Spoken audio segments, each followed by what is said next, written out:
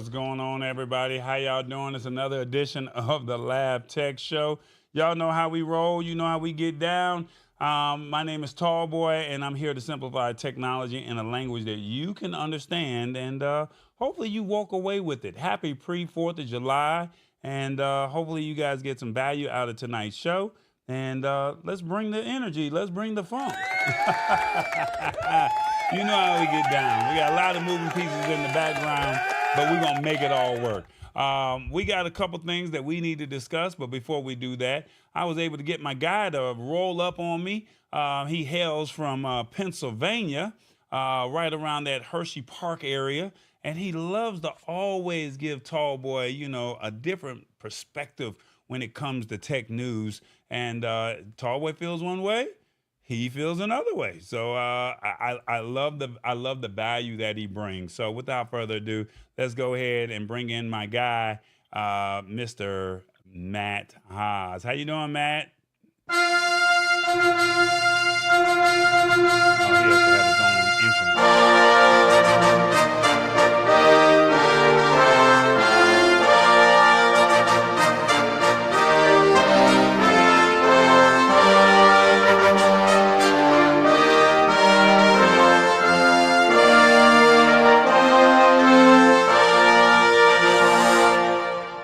Matt Haas is in the building. What's going on, man?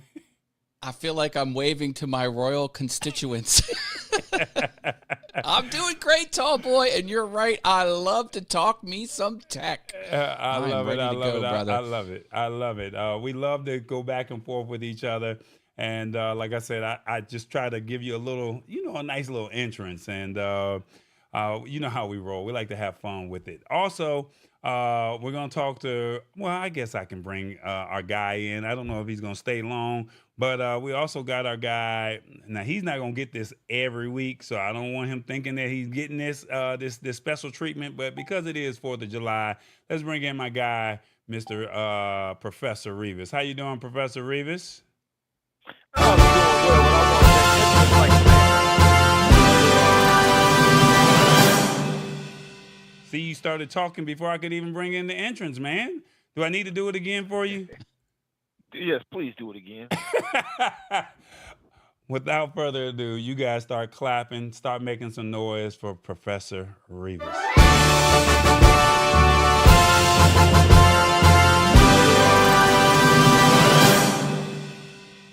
Welcome, Revis. How you doing? I'm doing all right. Thank you. I like that entrance there. Hey, I feel like royalty myself. I love it, man. I love it. Well, look, we got some things that we're going to talk about, but before we do that, we got to get my guy TBJ on the ones and twos, and he's going to break down this the rules to the show. Can y'all roll with that? Is that okay? I guess definitely. Let's do it. Let's go. Let's go. He said, "Let's go. Let's go."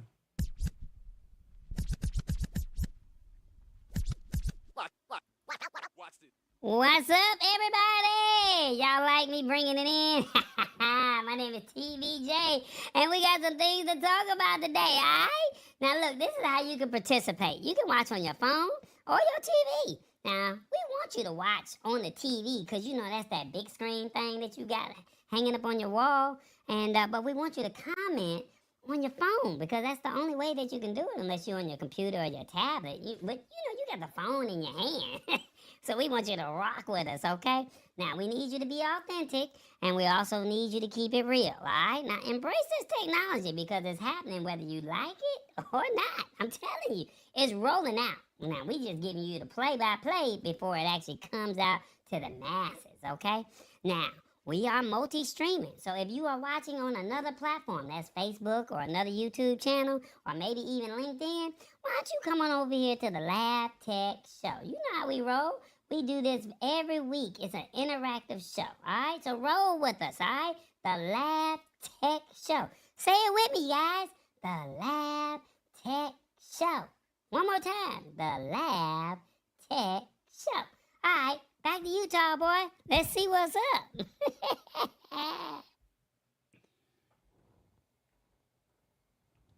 All right, guys. We got some things that we need to discuss. And as you guys can see on the screen, but before we do that, I was playing with it again. Once again, the service is called RealCraft. You can see the topics that we're going to be discussing this evening, but we're going to see what this animation was able to craft up. Okay, here we go. In this episode of the Lab Tech Show, we dive into the latest tech news. Amazon takes on fast fashion retailers like Shein and Temu in a competitive market. The FCC pushes for a mandate to unlock all mobile phones within 60 days. This move could transform the mobile industry and consumer choices. Unlock the possibilities of using Chat GPT in daily applications.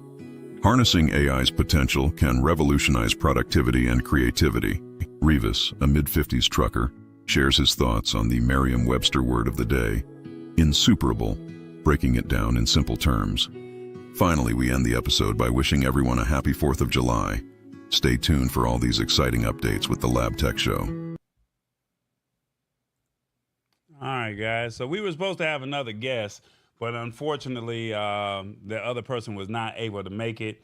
But it's all right. We got Matt Haas over here. Awesome, fun things, and I'm pretty sure he'll find a way to be able to hold not only his own, but also hold down the fort with everybody else. Is that about right, Matt? That is correct. You can count on me. Yeah, what do you say? Count on me. What they say? Yeah. Shout out to Stewart Video, Hit the Spot 1006, In the Trading. That's right. They're in the building tonight. Definitely thank y'all for hanging out with us for another edition of the Lab Tech Show. And the Trading said he's in Port Dickson, Malaysia.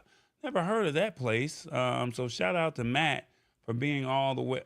Shout out to In the Trading being all the way over in Port Dickson, Malaysia. Wow. We got to figure out what that is, right? And then also, let's see where else. Decatur, Georgia says hit the spot 1006. And happy Wednesday says Laura CZ Fitness. We got to say what's up to her. And then Awesome Fun Things is also here as well. All right. So shout out to you guys. All right. Well, we got to tap in and find out our word of the day. So you know how we do it. Where's our guy Revis? Where is he at? He's somewhere in the United States, from LA to New York. Where are you, Revis? Don't forget to honk the horn.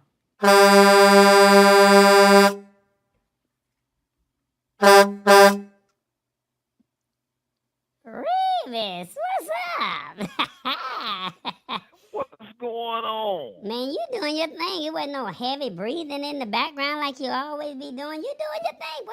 You stepping your game up. I like that. Well, I was very conscious of it this time, and I had the boom moved around where it wouldn't breathe into it.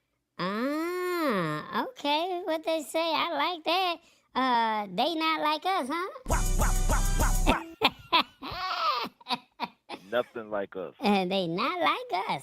All right, well, you gotta tell us where you watching, where you coming in from. You know, you always traveling all over the world. We gotta find out where you at this week. I have to come home for the holiday, want to see the fireworks and spend a little time with the family. So I'm up in Saginaw, Michigan. Ah, Sag. They call it Sag Nasty, right? Sag Nasty all day. Ah, okay. Now, outside of you being from there, who's famous from being from Saginaw? Actually, Stevie Wonder. Oh, wow. Okay, that's nice. Anybody else? Really, not really. You got Draymond. Who is Draymond? Some people may not know who he is. Draymond Green. He's in the NBA. He plays for Golden State. Yeah. Okay. Now I heard that Serena and Venus Williams was from that area. Is that the right town? Yes, they are. Oh, okay. Yes, they are. They're from Buena Vista. Yes. Oh, okay. And then what about Andre Rison that used to play for the Atlanta Falcons? Is he from there too? He's from Flint. Oh, he's from the next town over. Okay. All right. So Stevie Wonder, Serena and Venus, and Draymond Green. And Revis Brown. Professor Revis. That's right. Okay. All right. Well, we got this word of the day that we would love for you to break down. And we're going to give you the definition. and then you're going to also give you a sentence. Are you ready for it? I'm ready for it. Okay, all right. Well, the word of the day is called insuperable. All right, and insuperable means something described as insuperable is impossible to gain control of, solve, or overcome. The way the sentence reads, the book tells the inspiring story of a group of people who achieved a great deal despite nearly insuperable obstacles. Insuperable. Break it down, Revis. I like the word insuperable because it means something that's impossible to gain control of. And sometimes people's finances are really impossible to gain control of. And it also means something that is impossible to solve. And as I grew up, we had this little puzzle called the Rubik's Cube. And it was insuperable for me to solve that thing. And the troubles that we have behind the scenes sometimes is insuperable. It's hard for us to overcome them. So insuperable is a word that means that some things that's hard to do. Okay. Now, being a man, sometimes we try to understand women, and that is very insuperable. Okay. Well, I want to let you know, you mentioned something that I thought was quite important, or it might actually be a fun fact, but you were dropping some gems today about that word insuperable, about finances and dealing with the significant other. And I'm pretty sure the women could say the same about us sometime too. But the Of course, they don't understand us at all. yeah, but they say the Rubik's Cube turned 50 on July 1st. Did you hear about that? Oh, I didn't know that, but I know it was very insuperable for me because I've never ever solved one. Oh, wow. Yeah, it was by a guy from Hungary. He was an architect and a designer, Mr. Rubik's, and he was a retired professor. He took part in question and answer sessions with Dr. Rokiki, and basically he did some other stuff, and Dr. Rokiki asked Mr. Rubik about the first time he solved the cube, and that's all it was. So July 1st, it turned 50 years old. Wow, isn't that something? Yeah. The anniversary of it, we're talking about it. Wow. I like that. Well, we gotta ask the audience before I ask Matt, how did Professor Revis do on the word of the day? If you guys are watching on your phone, let us know. How did Professor Revis do on your phone? 1, yes, sir, I love it. 2, this is a new one, so I'll let you slide. 3, you're like McDonald's. I'm loving it. 4, nah, man, I'm not feeling this. Or 5, you're the professor for a reason. 1, 2, 3, 4, 5. Let us know in the comments, how did Professor Revis do on the word of the day? While we waiting, Matt, what did you think of Professor Revis's word definition breakdown? Tall boy, I cannot fault Professor Revis for that definition. It was spot on. Impossible to overcome. He nailed it. Thumbs up for me. Okay. Look, Professor Revis in the trading giving you some love. He said it's insuperable to give a poor rating today. He gonna give you a 1. Yes, sir. Oh my goodness, that is the first time. There's a lot of firsts today. Oh my goodness. It's a good day, Revis. It's a good day. Oh man, today was a good day. Man, didn't they make a song out of it? They said 1 and 5 says Sister Queen. Sister Queen said, you're the professor for a reason. All And, right. and Daryl said, nah, you a 5. You're the professor for a reason. I see that. We got to give you some love over here, Professor Revis. Oh, I love it. I love it. And you know, the Lab Tech Show is Insuperable. Sometimes, you know, we look forward to this every Wednesday, and it's hard to overcome watching the show. Yeah. Okay, all right, yeah. I like that. Tall boy gonna, he gonna make sure you feeling good today. What he say? Yeah, glow. No competition. These stay off. Yeah, glow. All right, well, are you gonna hang out with me and Tall boy and Matt today, or are you gonna ride out? I think I'm going to hang out with you guys for a little while. Okay, that's what's up. Well, let me get back to Tall Boy, and y'all go ahead and hang out. All right. All Thank you, right. Revis. Back to you, Tall Boy and Matt.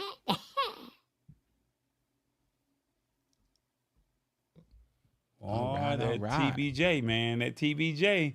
Boy, Revis, you was over there doing your thing. You dropped about 4 or 5 gems in that word Insuperable, didn't you? He nailed it. Wait, I know I had to if Into Trading is giving me some love. All the way. That's high in praise. Malay, yeah, high praises. Boy, you doing your thing. Now look, don't mess up next week. Now that's all I'm gonna say. You mess up next week, Matt has permission to torch you in the comments with the fire comments, okay, or the other comments. Hey, in fairness, I let Revis know when he doesn't do a good job, but I can't fault him this time. And I appreciate it because it makes me get better and better. Okay. All right. Well, we're going to go ahead and jump into this show tonight. We got 3 topics that we're going to talk about. So 2 we're going to go over real briefly, but then Matt and we're going to go and talk a little bit about Chat GPT. So since it is, a holiday week, as we're rolling into this holiday week, we figured why not show you a little bit about Chat GPT, show you how it works, and maybe over the holiday weekend, you'll take some time to go over to openai.com and see how it works, see if it could possibly work for you, and maybe possibly help you with your workflow. But we also want to discuss what Amazon is doing real quick. And they're saying that, hey, they want to be a competition to Shein and Temu. They want to be their competitor. And then also the FCC says they want to propose a rule to unlock all phones, all mobile phones, if you buy one. So which one do you want to go tap into with first, Matt? Do the mobile phones. Mobile phones. Okay, well, I like that. Let's see if I can get that up on the screen right there. And we're going to talk about that real briefly. But before we do that, we did have a poll that I did want to talk to you about real briefly before we get into this episode. Real briefly, if I can get it to pop up on the screen. Yeah, we got to do this. I have a question for you guys. That's right, I have a question. It's half of the year. Half of the year has passed by. And what are your thoughts of tech for the first half of 2024? Your thoughts of tech the first half of 2024. On your phones, let me know. 1, streaming prices are too high. 2, all I hear is AI. 3, I have a cool phone. 4, robots are winning. Or 5, the government needs to regulate these big companies more. 1, 2, 3, 4, 5. Let us know in the comments. What are your thoughts of tech for the first half of 2024? Matt, what do you think thus far? Well, I got to go with number 1 because I dropped Netflix because I was on the $25 2 IP address plan. And I'm just like, there's no way I'm paying $25 a month for that anymore. So it's gone. Oh, ouch. You got rid of Netflix? I did. Now, I have Amazon, or I have Amazon Prime because I get that with my Amazon Prime subscription. I have Apple Plus because I bought the Apple One plan for $10 a month on a cell phone, there's like a bonus perk for a cell phone plan. So I have Apple TV Plus, and I have Max, because Max I'm getting as a perk through a different cell phone. I have three cell phones under my name. Anyway, so those are the 3 services I have. Okay. But not Netflix. It's too high. So I made a big boo boo. AT&T decided to go up on my pricing and for my internet, and I was grandfathered in to HBO Max, or Max as they call it, and I caught myself downgrading. And when I downgraded, I lost my Max subscription. And by the time I realized the mistake that I did, and I said, man, that paying an extra $30 a month for, fiber internet, that's a lot of money. We got to bring this price down. So, I mean, they only brought it down like $10, $12. So, I mean, for what I paying $30 more or paying 20 something, I lost Max. So I should have thought about that decision before. But I did jump in on Peacock for a year because the Olympics are coming up and they had a great deal before the Olympics came. And I think that was a story. I think I have Paramount, Amazon, and Netflix, and then YouTube TV. So that's all that I have. But I don't even watch TV, so I don't even know why I have all of these. So, yeah, streaming. I was prices. paying for Hulu, but that was like $15 to $16. I was just like, no. No. And Hulu's a lot of television, and television is like my least favorite piece of media. I like movies and series and documentaries and things like that. So I could do without episodes of, this sitcom. Pierre Kelly says, when will Cricket Wireless learn to pull a Mint Mobile? Now, see, I'm like this. The second I have one more issue with T-Mobile, I'm going to downgrade and go over. Well, I don't know if it's downgrading, but I'm going to make a Mint Mobile move because just pay your money up front and you don't have to worry about it at all for the rest of the year. Let's see. Cricket Wireless is owned by AT&T, says Revis Brown. Professor Revis, that is. Yeah. So I got a lot of 1s and 2s that we're seeing in the comments. So, yeah. I just wanted to get your thoughts of tech for the first half of 2024. We're going to go ahead and jump into the article now. And you said you wanted to talk about mobile unlocks with the phones. Yeah. Hopefully we got this up there. I've right? got some comments. All right. Well, I know you are not going to hold back. So I trust and believe you're going to be honest with us. All right, so basically, this is how it reads. The FCC proposes a 60-day unlocking rule for all mobile phones. So basically, in so many words, the FCC, basically the Federal Communications Commission, they just basically said that they have a new rule out that, or they're proposing a new rule that they just basically want all consumers to have an unlock for their cell phones to make it easier for them to switch carriers. And basically, it doesn't matter what kind of phone service you have. They just said that the proposed regulation would mandate that mobile providers unlock phones within 60 days of activation. And currently, the process of unlocking cell phones, which allows the device to be used with different carriers, can be a big headache, is what they're saying. And basically, you're kind of just tied, or you just say you don't know how to do it. So you're stuck with a single provider until you actually pay the phone off, unless you want to just go through, the hoops and hurdles. I know that certain carriers allow you to unlock your phone up to 90 days throughout a year. So 3 months out of the year, you can have it unlocked until you actually pay the phone off. But if you're on a payment plan, that's their way of keeping you on their service. Now, the FCC believes that this proposal would simplify the process of switching carriers by establishing a clear and consistent unlocking policy across all providers. And basically, they're emphasizing the importance of this initiative, stating when you buy a phone, you should have the freedom to decide when to change the service to the carrier you want and not have the device you own stuck by practices that prevent you from making that choice. Now, people are not going to like that. Companies are not going to like that. And they're going to give you some challenges here. And they're saying that the carriers are going to probably fight this, saying that it could disrupt their business models and reduce their ability to offer subsidized phones. They not selling no subsidized phones, y'all. You know they selling anywhere from 800 on up, from Pixel, Samsung, OnePlus to iOS. But they're saying that if they give you a discounted phone, then it would cause some problems. And basically, to ensure a comprehensive understanding of the potential implications of this rule change, the FCC is actively seeking public comment on various aspects of the proposal. And lastly, they're saying that the agency is interested in feedback on whether the unlocking requirement should apply to both existing and future contracts, the potential impact on service providers' incentives to offer discounted phones, and whether the rule would benefit small providers, new entrants, and resellers in the market. The commission will vote on the proposal during its open meeting on July 18th.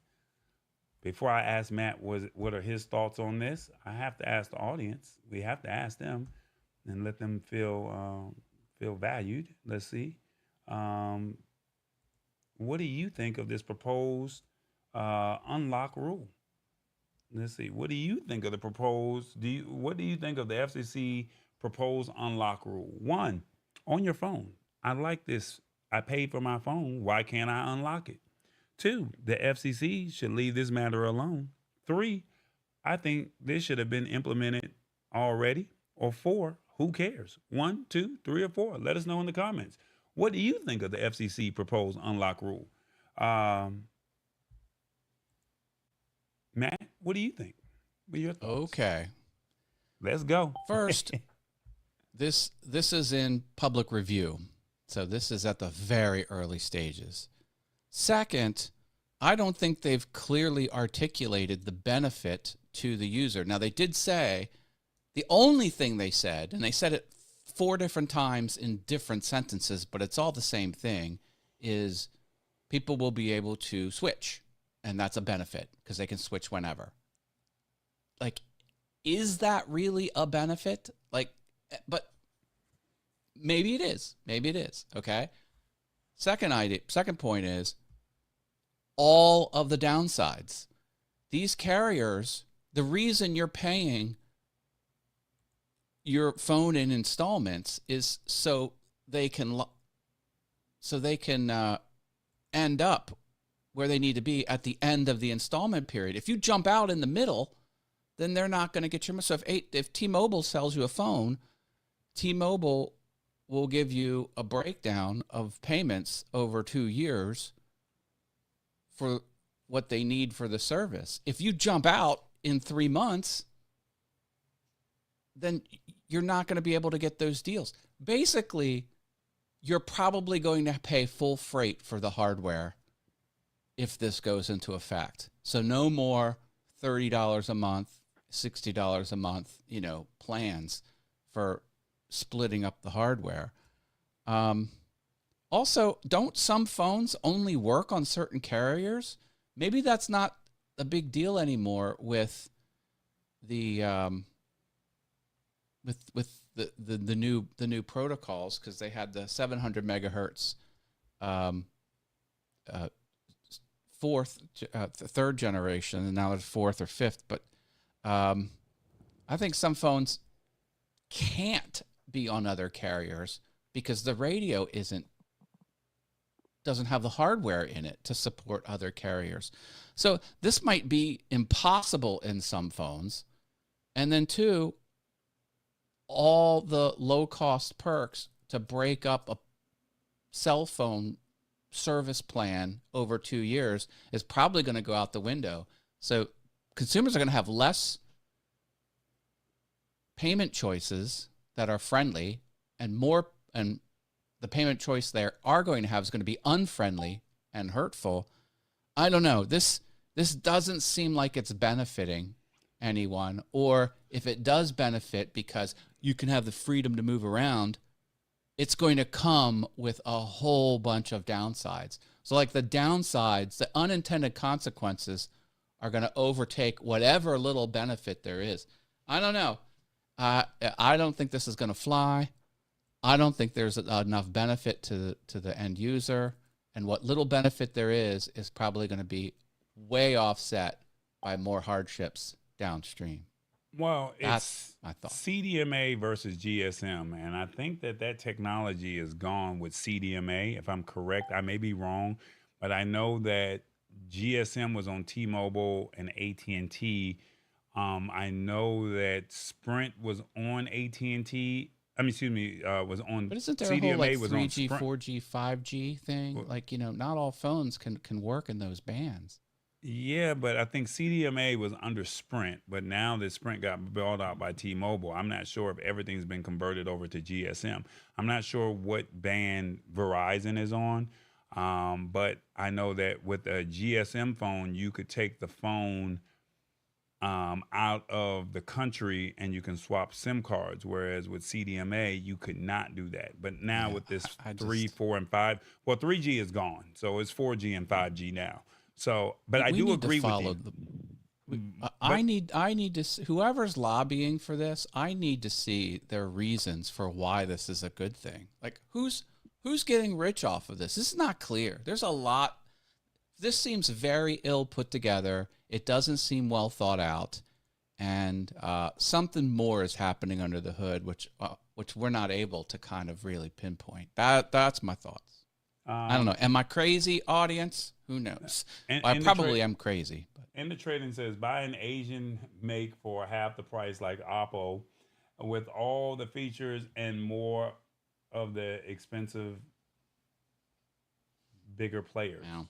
And so, I mean, I think Oppo is a great phone, but I mean, unfortunately, here in America, Oppo is not sold. So it's not, you can't walk into a retail, a cellular retail store and say, I want an Oppo phone. Unfortunately, they have it locked down. The Samsung, Google, and iOS or Apple, they have it locked down to where, most of their phones are pretty much, they've cornered the market inside of all of, these carriers' places. So unless you buy the phone outright on eBay or on Amazon or buy it, when you fly, get it abroad and, have it shipped in, you can't buy some of these other phones such as a Huawei, which is banned in the United States, and then Oppo, and I think there's a couple other phones that are really good. I can't think of the name brands, but you have to buy those phones outright and then bring and just say, I want to have my service turned on. But if something happens to that phone, you're on your own. So, yeah, that's what's going on. There's something more behind all of this. That's all. Well, somebody probably, made somebody mad or, something happened with somebody's bill and they probably said, no, we need to do something about this. And that's what they probably did. They just said, hey, we're going to figure this out. And handle this. If this is a big problem, have a class action lawsuit. It doesn't sound like it, that's warranted. And this is another way to sneak something in to get what someone wants, but we'll see. This is a comment period. I'm not worried about this. Gotcha. If this was I pending, used to have a phone that didn't have a SIM card, and most of these companies have SIM cards in their phone. So if you have a phone that don't have a SIM card, I mean, would it be impossible to take it to another company? Probably not. No, that's hard to say. We don't know. If you don't have a SIM card, you should be able to. I mean, you got to think like when you go abroad or when you travel abroad, Revis, you don't need a SIM card. Well, you need a SIM card, but you're paying for data, whereas over here you're paying for data. So that's why Cricket, Mint Mobile, Verizon, AT&T, and T-Mobile. That's why we use them because we need data. And they lock up the lines. I don't know how they do it because when you go abroad, you don't pay for you pay for Wi-Fi. And when you go use Wi-Fi, that's why people use WhatsApp. That's why people use, they're paying for internet. So as long as I have internet, I can make my phone calls abroad. But here in the United States, it's a little different. I hope that makes sense. Okay. All right. Well, let me see. Lisa Maria says the difference between data and data is she said what's the difference All right, so I guess I may have said that wrong. So you're paying for the SIM card in Europe, you're paying for Wi-Fi. So you're basically paying for a SIM card and it gives you, data or Wi-Fi, quote unquote. Here in the United States, you're getting connected to that person's or that company's line, right? So when you get connected to their line, or to their cell towers, shall I say? That's probably the better phrase to use. You're using their cell towers, so they're giving you X amount of gigs for free for Wi-Fi. But I hope I'm saying this right, Lisa Maria. Um, the data that you have, you're paying for the data because it's like you get unlimited data, talk, text, and web. Whereas overseas, you don't get unlimited talk, text, and web. You're paying for Wi-Fi by itself. I hope that is saying that right. And the trading says you get unlimited data in Europe and you pay per month. So like when I go over to Europe, I find a way to let me see if I get that comment on the screen. This is what Ender Trading is saying. He says you get unlimited data in Europe, and you pay per month, or you pay until you run out. So I just get a card that has 20 gigs worth of Wi-Fi or 20 gigs worth of data on there. Whereas here in the United States, you're paying for a monthly plan and they're capping you so that way they can make their money. Because unfortunately in Europe, you're coming out cheaper paying. You pay for your phone. All you do is just take the SIM card out, use their phone. If your phone is unlocked or you get a 30-day unlock or a 45-day unlock, you're good to go. And you can use your phone in Europe. And as long as you have their unlimited Wi-Fi plan, you can use it for YouTube, Facebook, WhatsApp, or browsing other websites. But you're not calling anybody while you're over there. You're literally just using it for Wi-Fi. So I hope that helps. And I hope I can he says, yes, you can do that. You can do that as well. So WhatsApp uses Wi-Fi for texts and calls. Right. So Lisa Maria, you're right on that. They are using Wi-Fi for texts and calls, and it has its own. And I don't know how. Maybe we'll do a story on how WhatsApp actually works, because all you need is Wi-Fi to use WhatsApp versus using an actual phone number for. If I'm saying this correct, you're using an actual phone number for the United States and for their data plans. I hope I'm saying that right. Yeah, that's it. All right, let's move on to the next article, guys. Amazon. They said, hey, we want all the smoke. We want all the competition. Ladies, I know you guys are probably the biggest shoppers when it comes to this. Do you guys use Shein or Temu? Or is it Temu? Which one is it? Temu or Temu? Matt, which one have you ever used Temu or Shein? Revis or Matt? I don't shop there deliberately. No, I have not. Yeah, I figured all the women would probably use this one. Shein and Temu, basically Amazon is saying, hey, look, we're coming for you. We want all the smoke. They're saying that they're going to create a new storefront that will feature low price fashion and lifestyle products. And they're saying, hey, we want to put the Chinese retailers, we want to give them some competition. So they want to win back the hearts and minds of shoppers that have been, lured away from the low cost retailers such as Shein and Temu.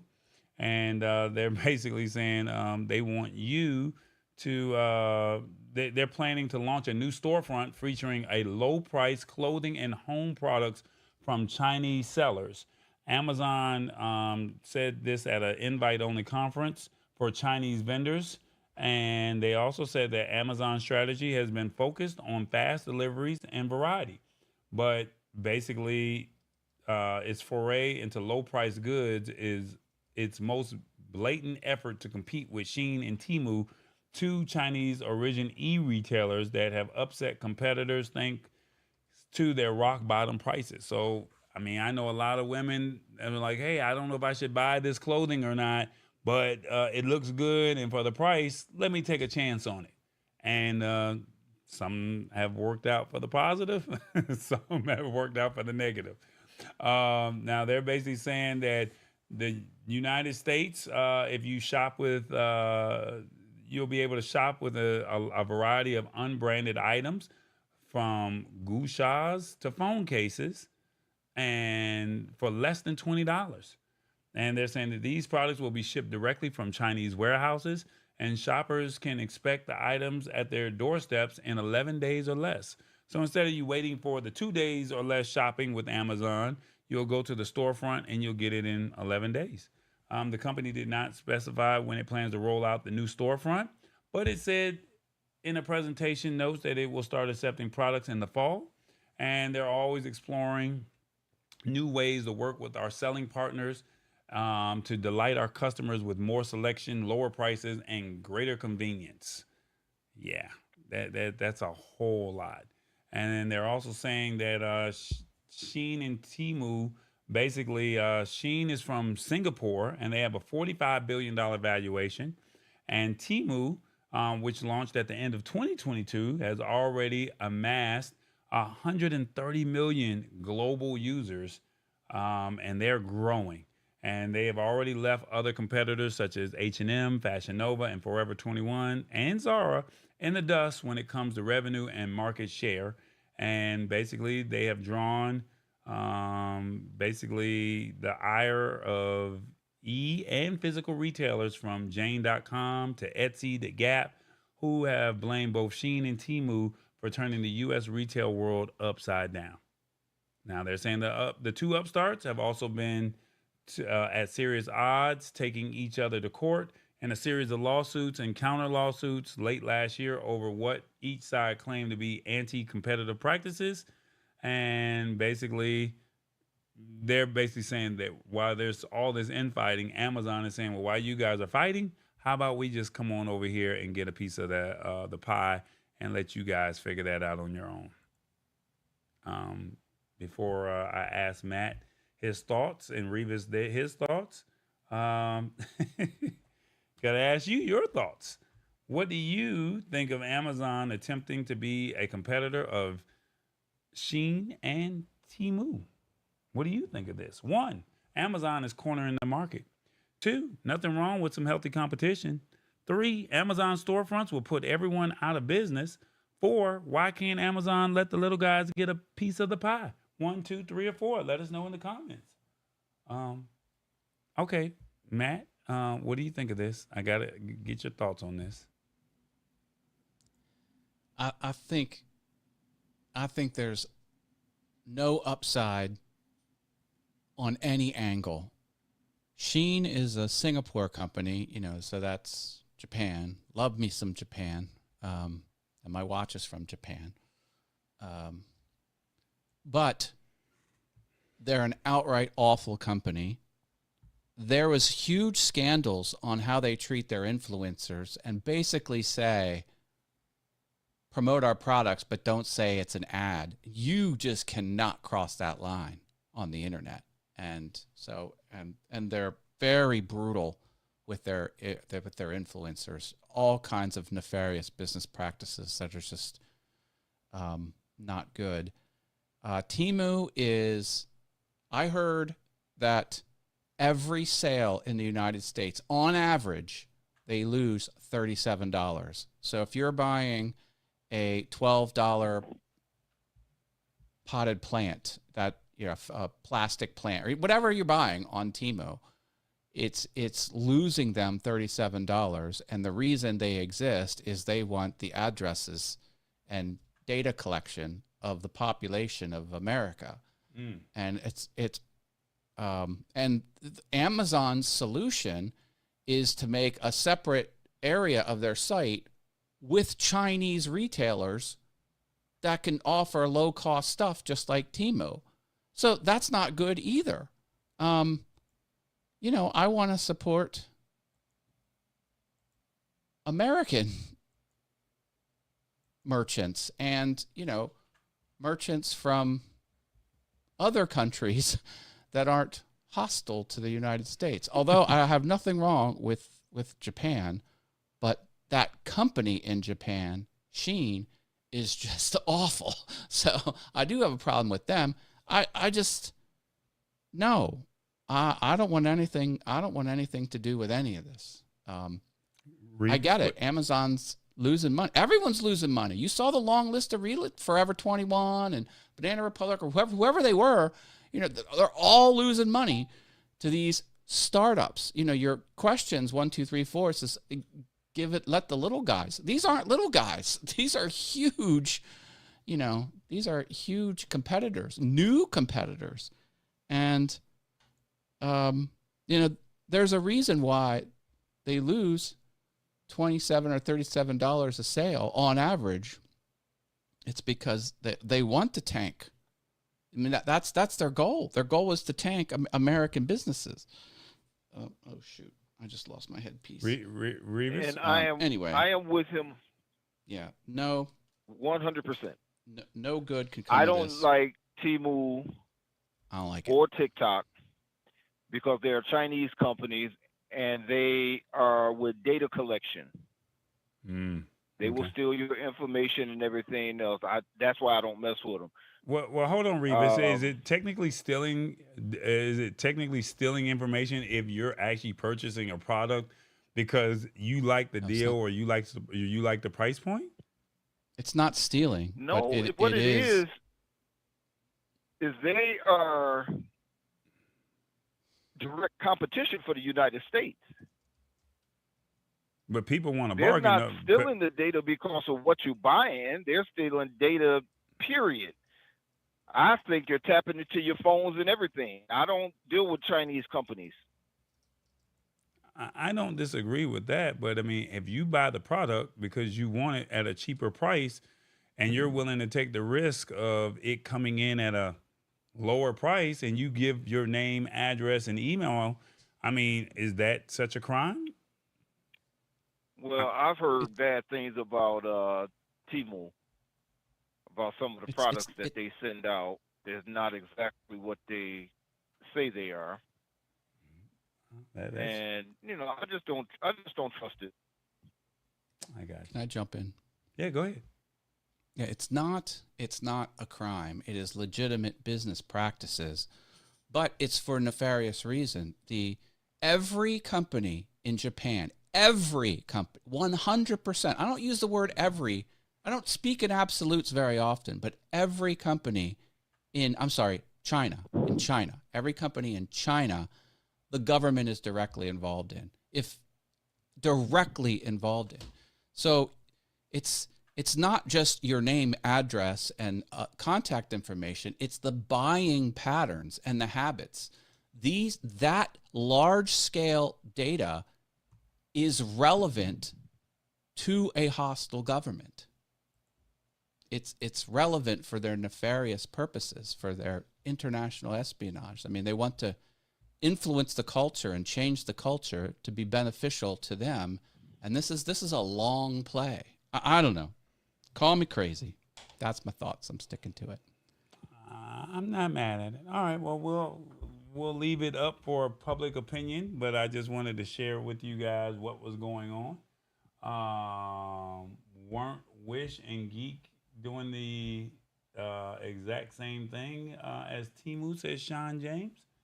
And reason I say that this is because some of the shops in TikTok are from creators like me, but we weren't talking about the TikTok shop. Yeah, we're not talking about. We're talking about Shein and Temu, James. I'm and with Amazon's you on this response. One says Matt, says Shirley. So we're not talking about TikTok shop. We're just talking about Shein and Temu, and unfortunately, Amazon, well, I'm not going to say unfortunately, Amazon, as someone mentioned earlier, I'm going to just stick with the devil, right? And don't get me wrong, Amazon does have their practices that are not the greatest as well, because what they do with small businesses, they have you come onto their platform, and once you start doing well, they white label the same product that you have, and then they start to slowly but surely hide your product and start pushing their white label brand onto you. And then now they already have your data. They already saw how you went about doing things.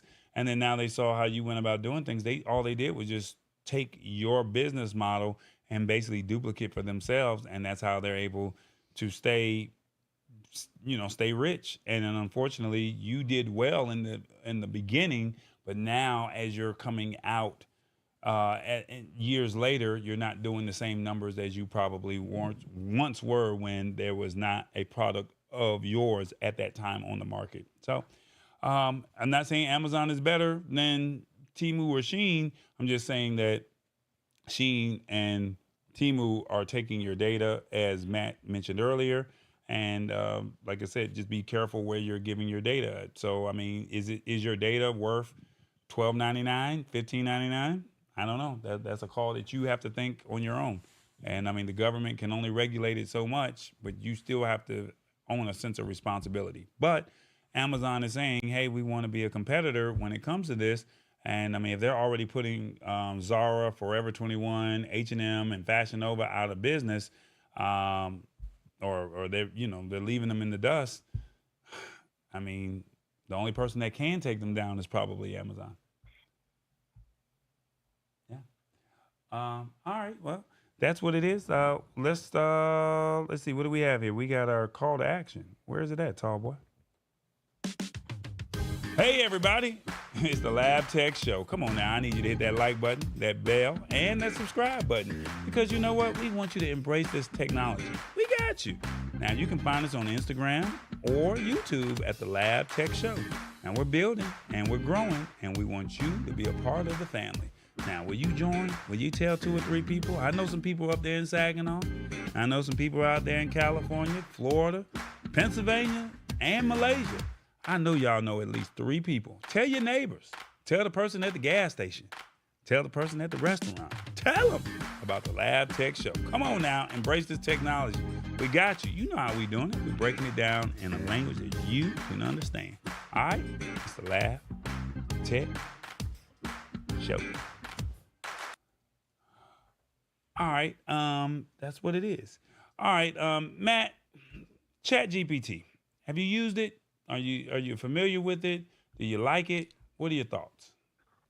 I use it. I use it to help me with YouTube chapters.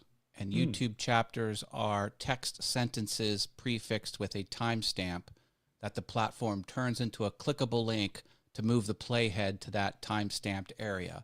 So you can say at 2 minutes, I talked about topic 1. So that I use it for. Is that I the only? don't use it for much else. Okay. Well, I wanted to discuss Chat GPT and talk about a little bit about what it does. And I know we've talked about it on multiple times on this show, but we don't really get a chance to really just kind of dive into it, right? I wanted to just kind of share with you a few things, or share with the audience a few things, and just kind of tell you, a little bit about it. Because we've already said what it can and cannot do in previous episodes. But basically, ChatGPT was created by OpenAI. OpenAI is an artificial intelligence research laboratory that consists of OpenAI Inc., a nonprofit, and an OpenAI limited partnership, all right? For profit, all right? So they said OpenAI created GPT, the first version of what would eventually become GPT in 2018. GTP2 and GP3 were released in years following. And basically, they're saying that they also have a DALL-E and a video generator, so an image generator and a video generator called Sora.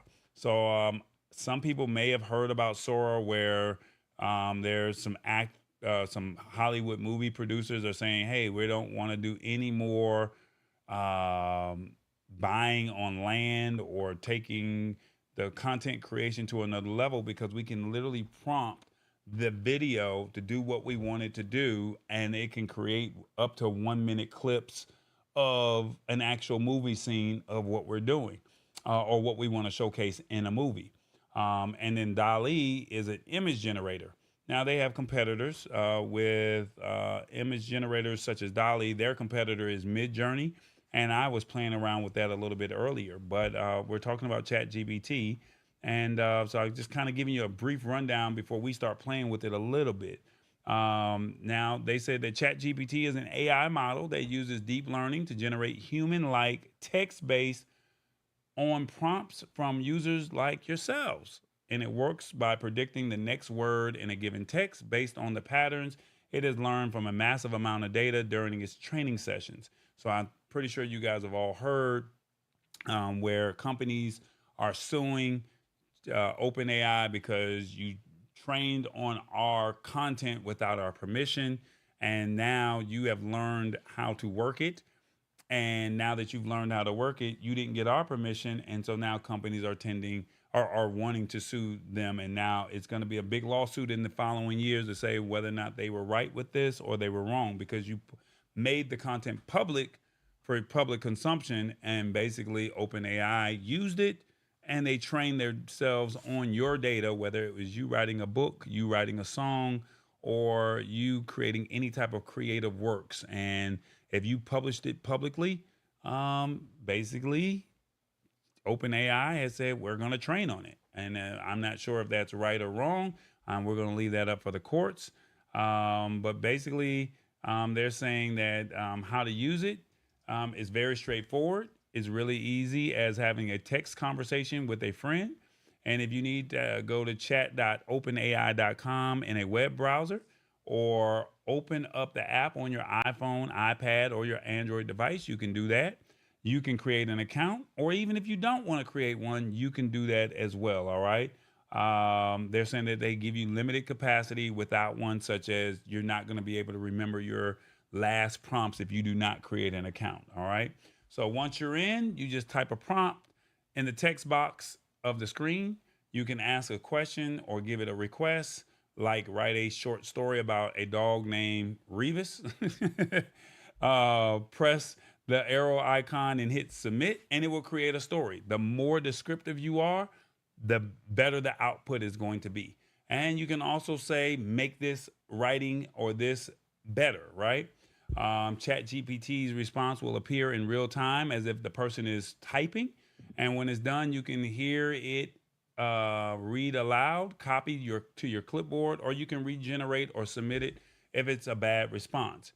Now, each prompt starts with a conversation thread, and Chat GPT will remember what you're talking about, so you can enter the following prompts or change the whole subject entirely. All right. So that's basically a brief overview of it. Look at it like this. If you were born in the 40s and the 50s, there was a thing called the encyclopedia. And you guys had to actually go and use the encyclopedia. We used it all the way up until about the 90s. So from the 40s, 50s, all the way up until the 90s, we had that. Then all of a sudden, there was a thing in the 90s called Google that became available. And once we started using Google, Google would search and scour the internet for all of the things that was out there. And basically, we started Googling everything. Now, fast forward a little bit later, I don't know if I should be saying this or not, but then there was a thing called Siri that for people who have iPhones or people who have Androids, they have the Android Assistant where it says, hey, Google, you can ask, and it will literally, you ask the question and it will find the answer. Well, now you have this thing called Chat GPT. And Chat GPT, you can literally ask a question. You can ask it to create an app. You can ask it to find timestamps. You can ask it to give you the top 5 places to visit in the next vacation that you're going. You can ask it anything. And like I said, it will give you a text-like response in real time. So that's kind of how Chat GPT works. I wanted to play with it a little bit with Matt and Revis, since he's on the phone. And you guys get a chance to see how it works. So however you guys think that it should be, we can put a couple prompts up on the screen and you can see how fast it is. And if we don't like what the output is, we'll throw it back and ask it to make it better, and we'll go from there. So Revis, you've seen this work before where we created a song for you. So is there anything that you would like ChatGPT to do for you?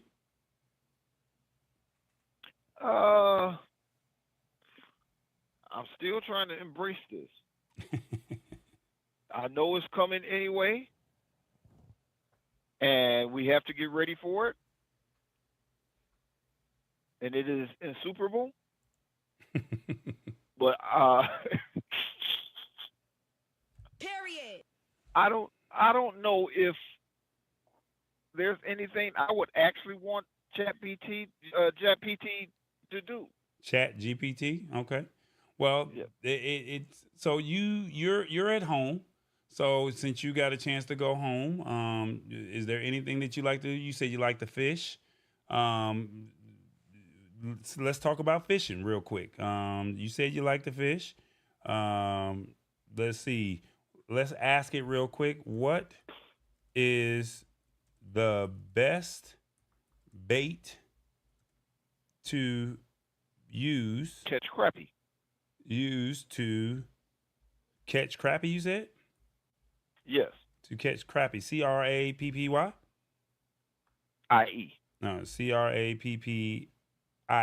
Okay, that's it. So that's you see me type that right there in the prompt. What is the best bait to use to catch crappie? I press enter, and there's the answer that is given us. All right, it says the best bait to catch for catching crappie can vary based on the season, water conditions, and local preferences. However, some of the most effective baits for crappie fishing include 1. Minnows, 2. Jigs, 3. Crappie nibbles, 4. Insects, or 5. Artificial lures. And then each one of those 5, they gave a definition, and it says experimenting with different baits and observing local conditions can help determine the most effective options for a particular fishing spot.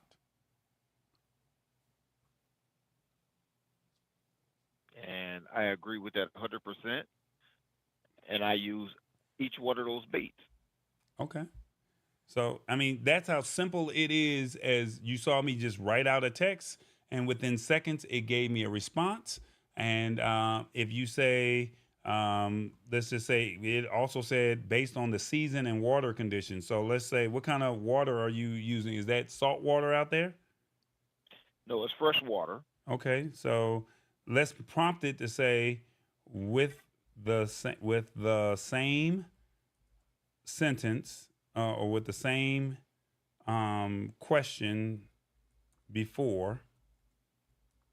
What is the best bait for freshwater? So you see me type it in real time, and they say the best bait for freshwater fishing can depend on the species you're targeting. Here are some effective baits. And they say if you want bass, you want live bait, you want artificial lures. If you want trout, you want live bait, artificial lures, and fly fishing.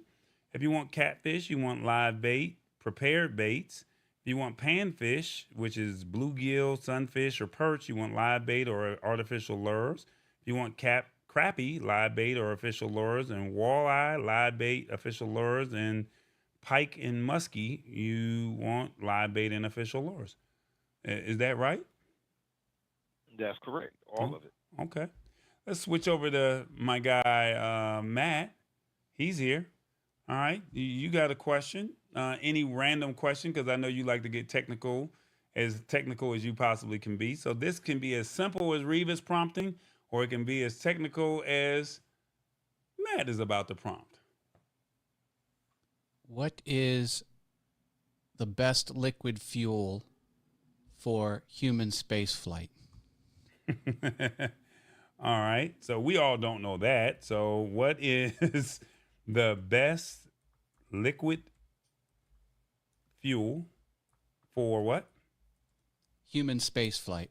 For human space flight. So you can be as simple as Revis, or you can be as difficult as... I hope it says methane and kerosene mixture, but we'll see. All right. Well, the response that it comes in, you see how fast it's coming up.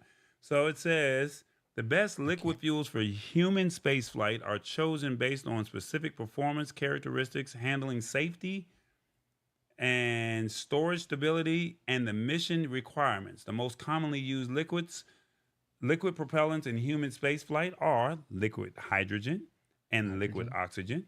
The advantages are high specific impulse efficiency, making them ideal for the main engines of launch vehicles. Used in space shuttle main engine, Saturn V rockets, the Apollo Is missions. methane listed on any of those? Well, this was just a liquid hydrogen and liquid oxygen. The second one is Okay. RP, Yeah, that is the standard. RP-1, refined petroleum and liquid oxygen. Then we have a hypergolic propellants. Let's see, and choosing the best fuel is launch vehicles. LH2 LOX is often chosen for upper stages due to its high efficiency. So yeah, you see the responses that it has given. I like it. I'm going to get to work on my rocket. He said we're gonna get to working. So does anybody have a question in the comments? Especially Sister Queen, Shirley P, Lisa Maria. For the ones who probably do not use this, we can ask it any random question that you have. Let us know in the comments. We'll type it and we'll see the response that it gives us in real time. And I have some questions about the limitations of Chat GPT. We talked about this, and I remember a few of them. If I'm correct, it will not curse. It will not give you the winning lottery numbers. Can you point? Does everything have to be typed in for it to, or can you say, go to this other place, look at this video, and tell me what you think of it? So you could take a link. So let's say, for example, let's say this article that we just had here about the rise of Amazon is launching Shein and Temu competitor, right? You can take the copy of this, right? And you can say, simplify this article to where a 10-year-old can understand. So you just take the copy of the article. So I just copy the link inside of there and say, simplify this. What about like a publicly uploaded YouTube video? Can it look into what was spoken in that video and give you answers, or does it not reach out into public videos on the web like that? Now I don't know about YouTube videos, but we can try that. So let's see, simplify this in a way, Say bullet points. Give me bullet points. A 5-year-old can understand and give me bullet points.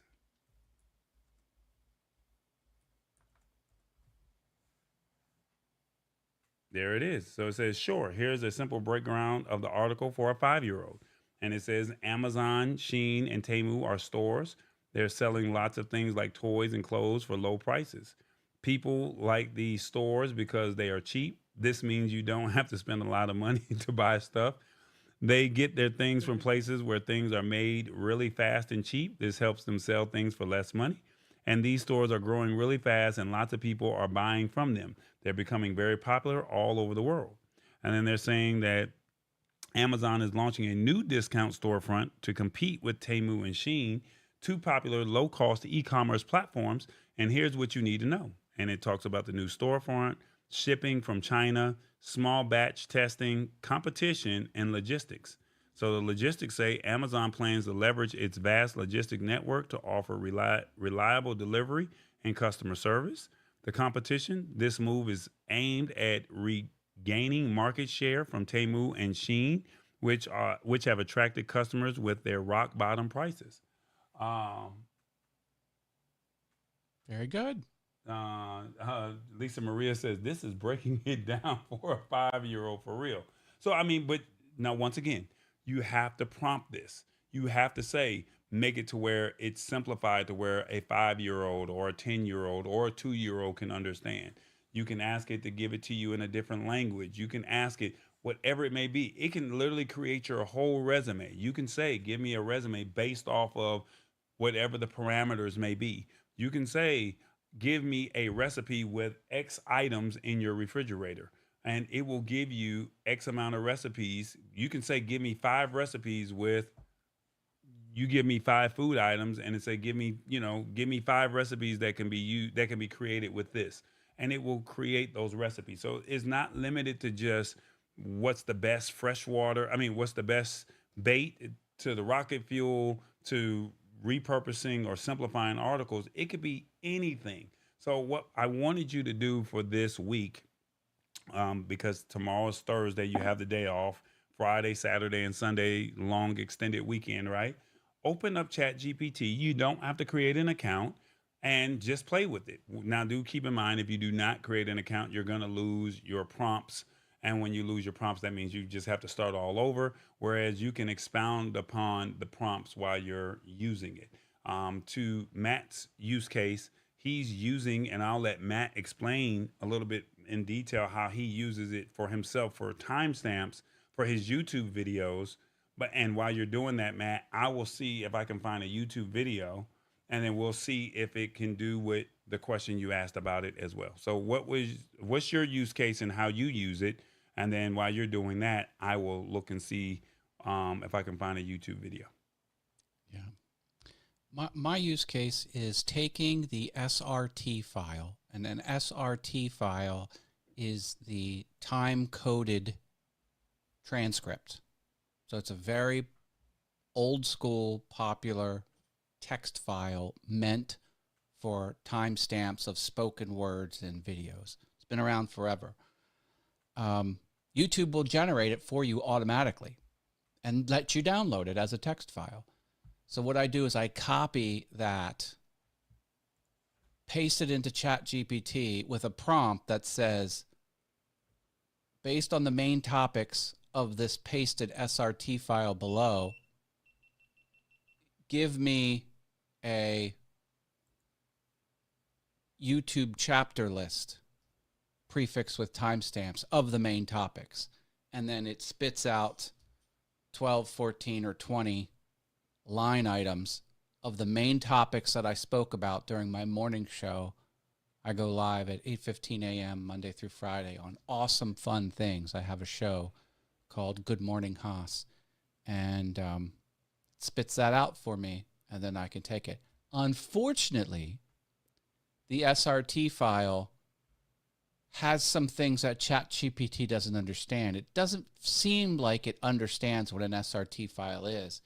So I have to manipulate the data in that SRT file. I have to remove some digits and kind of really futz with it. So I use very advanced web developer grep searches, GREP, grep searches, which is an intelligent find and replace routine. And I take out extra digits and extra spaces and extra carriage returns and things like that. So it's not very efficient. I need a better way to do it. So that's what I do. Okay, Matt. A lot of people are like, what in the world is an SRT file? An SRT file is a subrip subtitle file. And basically, why is it important? They're saying that it's a specialized type of subtitle file format that plays an indispensable role in enhancing video or audio content. That's what it is. So what I did for you, Matt, is you had a show this morning on Good Morning Haas. I took that link of your YouTube video and I said, give me 3 takeaways. 3 takeaways from this video that will motivate me. So you can say anything that you want. Let's just see if it works.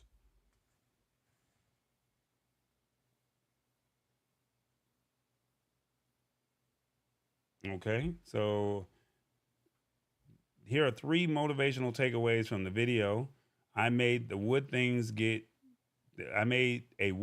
to get 1% better. That's the title. Small improvement matters. Even a 1% improvement each day can lead to significant progress over time. Focusing on I did say that during the show. Focusing on small, consistent changes can make a big difference. Well, okay, all right. Can you give it something a little more challenging? Okay. Like instead of the takeaways, say, Give me a list of the main topics spoken. Something like that. Give me a list of the main topics spoken. To where? That's an odd way to say it, but to where a 5-year-old can understand. Is that fair? Sure. And this was on your show this morning. Yeah. It says, making a wooden tool. The person builds a simple wooden tool to help them get a little better each day. Improving a little each day. They talk about how making small improvements can make a big difference over time. And 3, have fun creating. The video shows that creating things and working on projects can be fun and rewarding. You can watch the video. It sounds like it was influenced by the last question, but yeah. Well, we can make, okay, well, let's make it harder. So that was from a 5-year-old, right? So let's make it harder. You give me here, how about this? How about we say write a thesis based on, is that fair? Just a transcript. Make a transcript of this video. Okay, so this is Matt's video from earlier today, and we'll say create a transcript. Create a transcript from this video. From this video. Boom. Easy peasy. Now this will be a long text response, or should be. It says I'm unable to create. He says, I'm unable to create a full transcript of the video, but I can provide a brief summary of the main points discussed. Okay.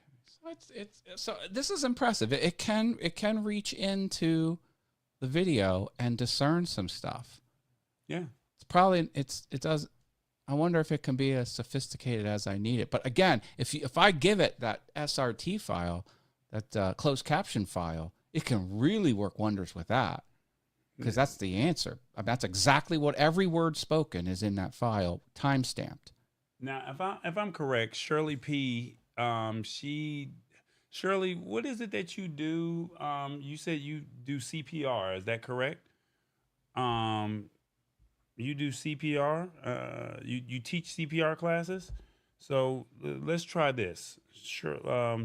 Give me 5 marketing strategies. Strategies. I hope I spelled that right. How do you spell strategies? I'm messing up over here. STRATEGIES. Give me 5 marketing strategies to promote CPR in Southern California. To promote a business teaching CPR? To promote CPR, to promote in Okay, to promote CPR classes, or should we say CPR services? Cool. Did I spell that services wrong? Services. Okay. In Southern California. There we go. And just as easy peasy, it comes out with 5 things that you can do. You can create local partnerships. You can create social media campaigns, Google ads and SEO, community events, and referral programs. And basically it says you can create a referral program where satisfied customers can refer friends and family for discounts or incentives, encouraging word of mouth promotion.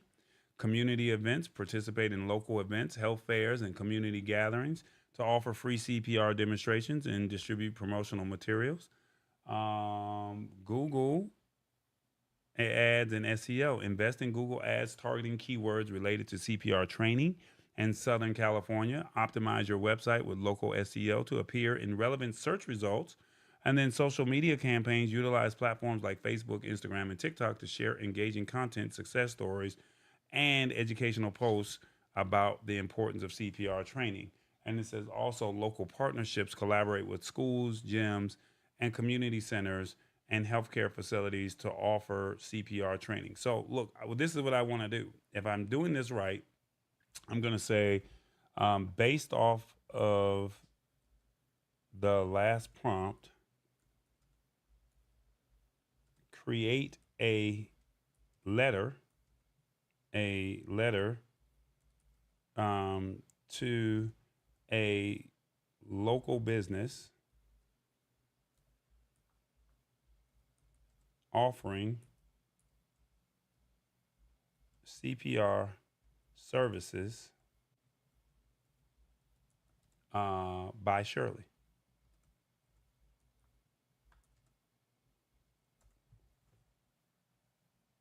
And there it is. It says, "Dear business owner or manager, I hope this message finds you well. My name is Shirley, and I offer professional CPR services." Look at that. And She's hired. Right, there you go. And it's right there. I mean, and all you're doing is looking at it. You make sure that it's where you want it to be. You tweak a few words here or there, and then you're good to go.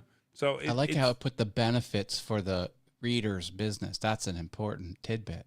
Yeah. That's a good business strategy. Yeah.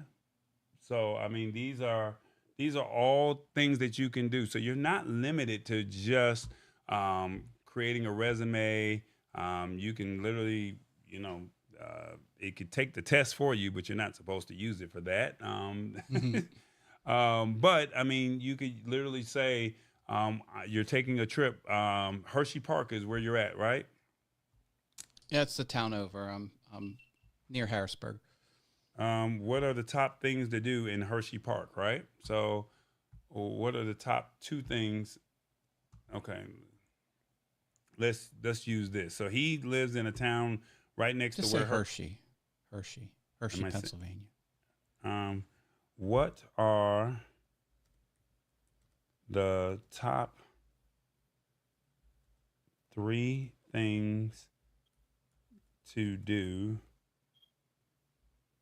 at Hershey Park? HERSHEY. Correct. PARK, all one word. Outside without eating chocolate.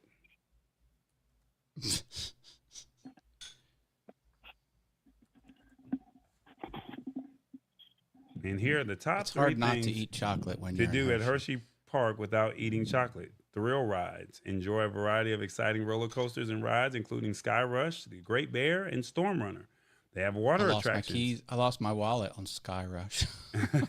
And they have Zoo America. Explore Zoo America at an 11-acre zoo adjacent to Hershey Park, home to more than 200 animals from North America. Yep. That's it. Boom. Shirley says, question, how to revive wilted green leaf vegetables. Okay. All right, I got you.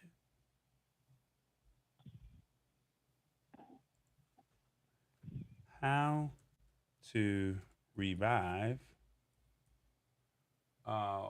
wilted green leaf.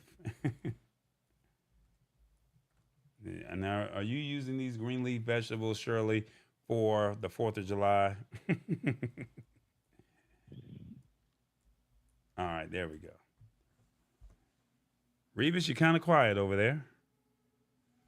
Yeah, I put it on mute for a minute because it got loud. It was really, really loud around me. Uh-oh.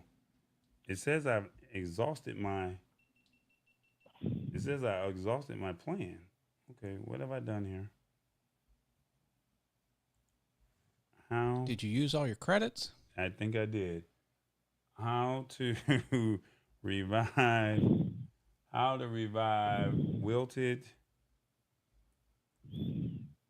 Step 1, pay for Chat GPT. Step 2. Green leaf vegetables. Okay, here we go. Right there on the screen, Shirley. You want to trim and rinse. You want an ice water bath, pat and dry, store properly, and use quickly. So there it is. There's your response. How to revive green leaf vegetables. So that's kind of where we are with Chat GPT. I definitely challenge you guys over the week, since we have some time. Where we're not doing much, we're just lounging around. Just download the app on your phone. Download or go to your computer and just open up Chat GPT. You do not have to create an account. If you so choose to create an account, you can. There's other services that you can use, such as Gemini, and what's the other one? Gemini is Google, and Copilot is Claude. Microsoft. So, and then Claude is another service as well. So there's different variations. I'm just giving you Chat GPT because that's the most popular one. But you can go to any one of these formats. If you, like I said, you can go to Gemini. And then also if you're on Facebook, whoa, it's getting real right now, says Lisa Maria. And then also, real briefly, if you guys are on Facebook, you can actually generate images on Facebook. I don't know if you guys know this or not. Let me see if I can get this to pop up on my screen. Let me see. Can I find Matt's name? Matt's name on. There he is right there. So I'm going to put this on my screen here. Give me 1 second. And I'm going to put this on my screen. There we go. And you can actually generate an image. Costs you nothing to do. So all you do is go into Messenger. As you can see on this, you can't see that. Here we go. Let's put this. So if you want to create an image using OpenAI, you can do that. And all you have to do is go into your Messenger, send somebody a message, and hit the slash button. That's all you're doing is hitting the slash button, and then you're going to type in imagine. And if I'm doing this right, and well, I know it works on my phone. I don't see why it's not working over here. Imagine, let's see, a pickup truck. Let's see, a black pickup truck. With flames painted on the side. With flames painted on the side. Pulling a semi-trailer. Pulling a semi-trailer. Now, I know this works on your phone. I've never done it on my actual computer. So if it does not work this way, I'll type the same prompt into my phone and I'll show it to you on my phone. But let's see what it does here. I don't know if it's going to do that. So I just got the text prompt delivered. Let's see. I'm going to go back into Matt's name on my phone. So it doesn't look like it's working on Messenger. Let's see. So this is what I'm going to do. I'm going to go over to, here we go. We're going to go over to Messenger on my phone. And we're going to pull up Matt. And we're going to type the same prompt on your phone. Hit imagine. It's going to say either silent or imagine. And then I'm going to say imagine. And then I'm going to type that same prompt, a black pickup truck with flames painted on the side pulling a semi-trailer. That's what we're going to type in the prompt. I'm just going to copy and paste so I don't have to retype the same thing. And you'll see what it comes up with. All right, a black pickup truck with flames painted on the side pulling a semi-trailer. And I'm going to go ahead and let it do imagine. And then while we do that, I'm going to put this on the screen so you can see it. Oh, Meta AI sent a photo. It did send a photo? Told me it did. Please update your app to see it. Oh no, I have to do an app. I have to update. It says right, you received a message. I'm doing an update.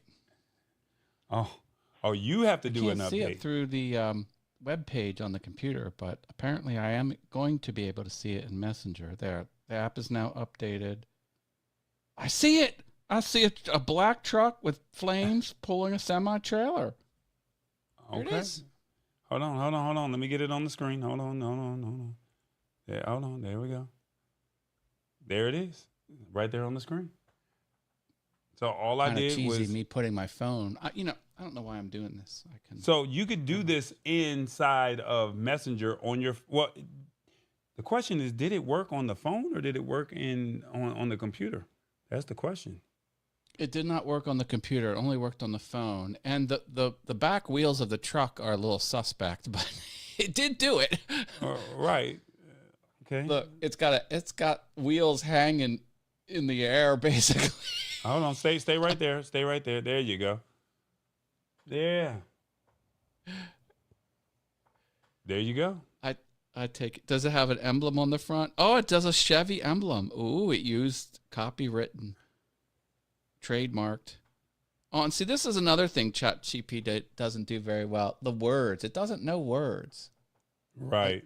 It does just put struggle. gibberish, like hieroglyphics for words. But in any event, it did basically the job. Now, the more descriptive that you are with this, the better the prompt is going to be. Now, keep in mind, that was just an image prompt that I gave you. There's other services outside of DALL-E that will do this. There's Midjourney, there's other services. And as you guys saw earlier, there was a video that we played, and I'll play it right now, where this is a service where I created a prompt and I gave it a story of what I wanted the show to be about today. And basically, this is what it is. Now, this was all using a prompt, and it created a 4K 4K pictures telling this story. It gave me a story. It gave me the actual prompt. It created the story. It gave me a storyboard, and it also gave me a video. This is what I use today to promote the show. In this episode of the Lab Tech Show, we dive into the latest tech news. Amazon takes on fast fashion retailers like Shein and Temu in a competitive market. The FCC pushes for a mandate to unlock all mobile phones within 60 days. This move could transform the mobile industry and consumer choices. Unlock the possibilities of using Chat GPT in daily applications. Harnessing AI's potential can revolutionize productivity and creativity. Revis, a mid-50s trucker, shares his thoughts on the Merriam-Webster word of the day, insuperable, breaking it down in simple terms. Finally, we end the episode by wishing everyone a happy 4th of July. Insuperable? Stay tuned for all these exciting updates with the Lab Tech Show. Now, with that prompt there, I had to prompt this about 4 or 5 times, and it was very frustrating. And I'm going to show you my first prompt. I think I can get it to come up. Give me 1 second. I think I can get it to come up.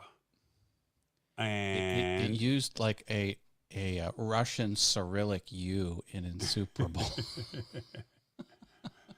this was the first prompt when I gave it my prompt, and I had to go back in and I had to say a 40-year-old middle-aged black guy wearing relaxed clothing. I had to say a relaxed tech guy, 50-year-old truck. I had to be very descriptive, and I thought I was descriptive on the first time, but this is the first output that this service actually gave me. The first one, not the one you just saw. This is the first one. Welcome to the Lab Tech Show. Today we explore Amazon's ambitious plans to rival fast fashion giants Shein and Temu. The FCC is proposing a new rule to make mobile phone unlocking mandatory within 60 days. What does this mean for consumers? Imagine the freedom to switch carriers effortlessly. The FCC's mandate aims to simplify this process significantly. We hope you enjoyed these tech updates. A very happy 4th of July to all, as we welcome a night filled with fireworks. And there it is. So that's what we had for that was the first prompt that it gave me. I did not like the prompt. I had to re-prompt it about 4 or 5 different times. And then it finally gave me a prompt that I was actually satisfied with. They had an actual video that they created when I did the 3D animation, but that was so trash. I was very disappointed with that service. And if I can find it, I'll see if I can get it to pull up. But I was not happy with that prompt that I got earlier. Let me see. Let's see. This is video. This is the prompt that I got. So let me download this one and put this in the system here. Give me 1 second. This is what it gave me. I want you to see this is the video that it created, and I was not happy with that one. But it's all about prompting. It's all about you being descriptive. It's all about you saying, what do you want? So you have to say middle-aged, black woman, young, white kid, or Asian kid that's wearing early glasses. Days of this technology. You know, You said what? This is early days of this technology, in fairness. So it's only going to get better, which I like. Correct. So we're still in the early phases. So check this out. This was the actual 3D image or 3D video that it created. Welcome to Tallboy's Tech Show, where we discuss the latest in tech news. Today's spotlight, Amazon versus Shein and Temu, plus the FCC's new mobile phone rules. First topic, Amazon aims to rival retailers Shein and Temu. This step marks a huge shift in the e-commerce landscape, likely impacting consumer choices. It looks like I'm watching a Saturday morning Next, cartoon. the FCC proposes a rule to make unlocking all mobile phones mandatory within 60 days. This could significantly boost consumer freedom and market competition. Now, Revis explains today's word of the day, insuperable. Understanding such terms can greatly enhance our discussions and perspectives on tech issues. Effective communication is vital in comprehending these changes in tech. Stay informed, discuss openly, and never stop learning. Thanks for tuning in.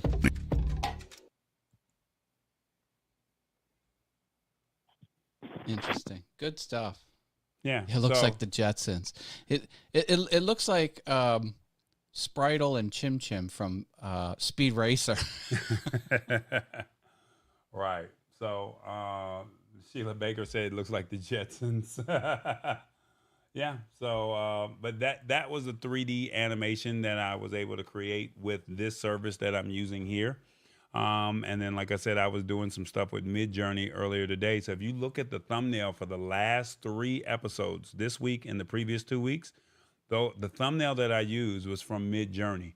So based off of whatever the topic was, I asked Midjourney to create an image, and that's the thumbnail that I used for from Midjourney to create the AI image that I wanted it to be. So, and then I'm just now finding out that it can almost replicate who you are. So I took a picture of myself, and I also took a picture of James, and I said, okay, give me a picture of this. And I prompted what I wanted it to prompt. And the images, I was very pleased at first glance what I had, but then once I zoomed in, I was like, whoa, whoa, whoa, whoa, I don't know about that. But at first glance, it literally had my clothing of what I had on or something similar, had my same body frame and pose that I was using, but it created its own facial image of who that person was. So it did not replicate the face, but it had strong features of the face. And it's really all in how you prompt and how you make it work. So, I mean, the possibilities are unbelievable. We're still in the beginning stages of this. And I know that we went a little bit overboard when it came to this actual topic, but I really want you guys to embrace this. We've been talking about Chat GPT for about a year and a half now. And I think it's high time for us to say, hey, I'm pulling you along, but it's free. It's not like you're paying anything. And if it can help you with your business, your workflow, coming up with a recipe, or just coming up with an idea, why not use it? Because you used the encyclopedia when you were growing up. You use Google and you feel comfortable. Why not use Chat GPT? I mean, the kids are already using it, so why won't you use it? So, and even if you don't want to use Chat GPT, there's other platforms that are out there that are competitors that pretty much can give you the same output, whether it's Copilot, Gemini, Claude, or any other one that's actually out there. So it's on you to take advantage of these opportunities, but all I can say is take advantage of it because you don't want to get left behind when it comes to this kind of stuff. All right. So with that being said, she said, this is fascinating, says Sheila Baker. Go Speed Racer, go. Yeah, that's what's up. Yeah, so I just want you guys to just walk away. I know we went a little bit longer than what we normally do, but I just felt like this was something that needed to really be touched upon. And I hope that you guys got some value out of it. Matt, any words that you want to say before we wrap up?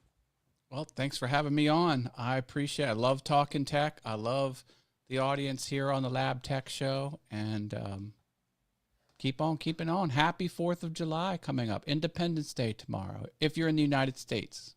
Right. What about you, Revis? Any words? Did Revis hang up? He was on mute earlier. Maybe he can't get off. Sheila Baker said, hold up, this is information overload. See, Sheila Baker, I wasn't trying to do that. I was just trying to spoon feed this information to you. So so if you felt like it was information overload, I do apologize. Like I said, please feel free to take time to learn this stuff. And like I said, it does not hurt for you to just go to openai.com and just prompt away. You ask it, the more descriptive you are, the better the output is going to be. You can be as generic as you want to be, when you can also be as descriptive as you want to be, and it will give you the answers that you need. All right. So real briefly before we get up out of here, hey everybody, it's the Brands. Check us out. It's the Lab Tech Show. Check us out where we talk tech news. All right. So we want brands and companies to come on board and see what we have so they can showcase and share their products. We also, if you're looking to have your own show similar to this, visit yourliveproduction.com, where we specialize in live streaming. We take the heavy lifting off of you. You sit down and be the subject matter expert and let us be your producer. And then you also got tallboy.us. This is where we go out and recap events all over the United States and in the local market of Atlanta and highlight the things that are going on in the community. All right. Don't forget that we're on Spotify. It's called The Lab Tech Show. You can find us on Spotify and YouTube. YouTube Podcast. That's right. YouTube Podcast. We're there. Just search The Lab Tech Show. And then don't forget, we are on Roku and Amazon Fire. Just search TBE Media. All right. And as always, you can always support the show by making a financial donation through PayPal or Cash App, however you like to do it. But we want you to think big, think tall, think tall boy. Think big, believe in God, think tall, the sky's the limit. Think tall boy because he said so and he's doing it.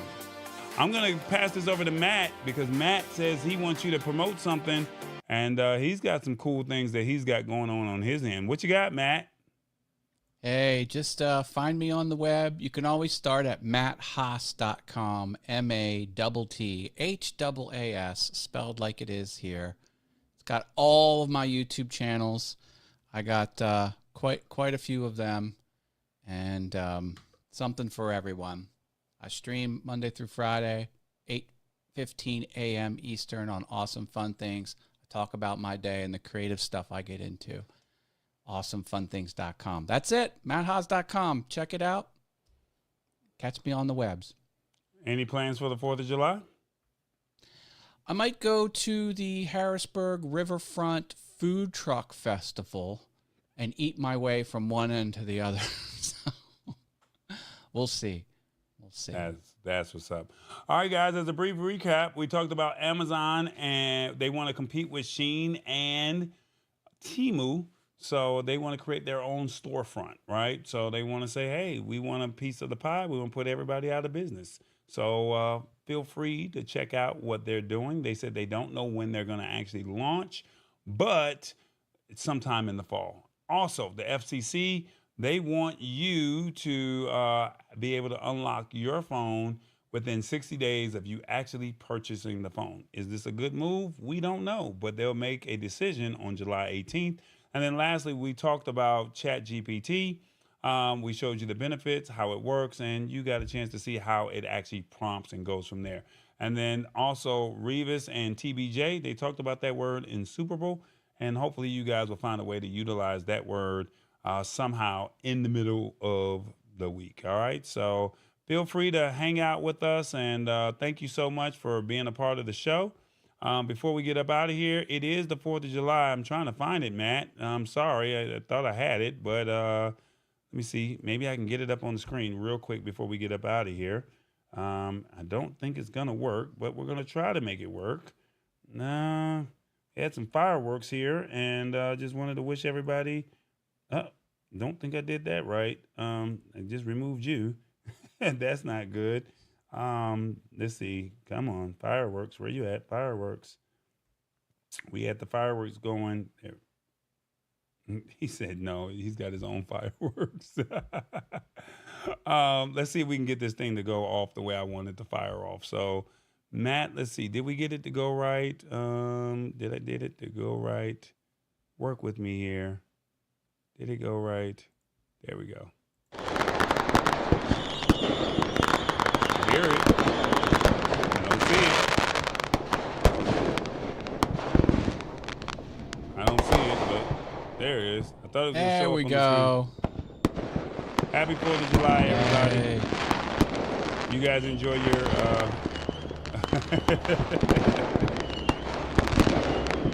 I don't know if it's still gonna fire off the way I want it to fire off. But hey, happy 4th of July to you if you're in America. The nation's independence. All right. Happy 4th of July. You guys be good and wish you well. All right. God willing, see you guys next week. And we're doing our thing. Matt, stay on. Bye, everyone. Thank you. Thank you. You already know. It's the 4th of July, guys. We're hanging out with you. Hopefully you guys got some value out of it. Y'all enjoy the holiday.